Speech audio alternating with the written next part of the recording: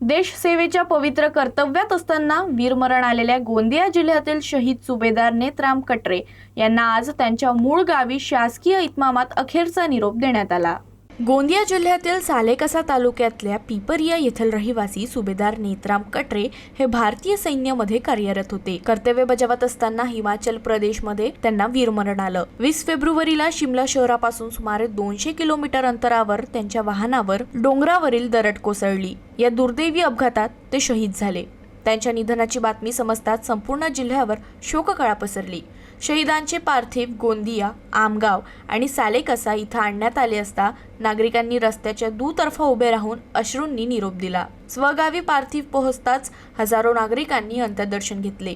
शासकीय इतमामात पार पडलेल्या अंत्यसंस्कारावेळी सैन्य दलाकडून 21 तोफांची सलामी देखील देण्यात आली। स्थानिक लोकप्रतिनिधी, प्रशासकीय अधिकारी, पोलीस अधिकारी आणि सैन्य दलातील अधिकारी व जवान मोठ्या संख्येने उपस्थित होते।